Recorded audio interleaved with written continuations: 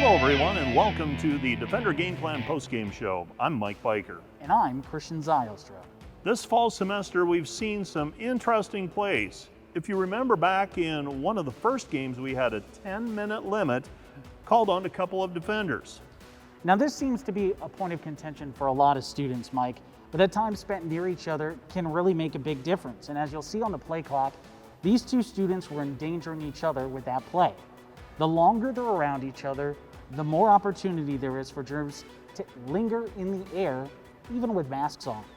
It's a more obscure call, but it is the correct one nonetheless, encouraging them to keep moving. This next play always grinds my gears. Good grief. Look here, the mask isn't even on the face. That's a clear strike. We aren't going to get anywhere close to December 11 if this is the case. Not even having a mask ready is downright dangerous to players and makes sense why the referee threw him out.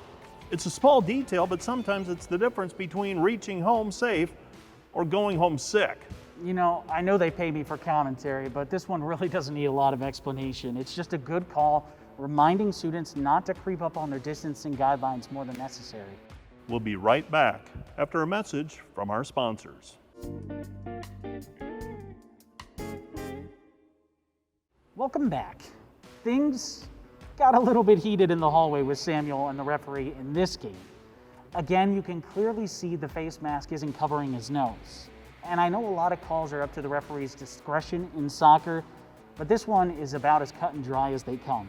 He's going into the play with his nose out, and no amount of arguing with the refs is going to convince him otherwise.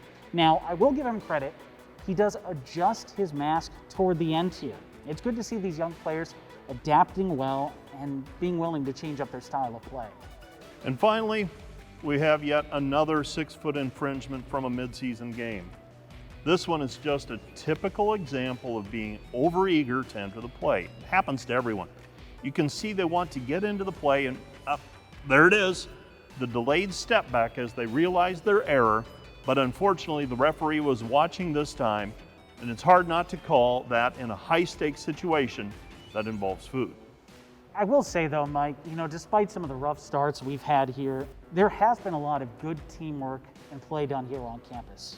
If the whole team works on the small things, I wouldn't be surprised if Dort was a contender for finals week. December 11, it's always been the goal. Thanks for watching the Defender Gameplan post-game show. Keep safe, and we'll see you later.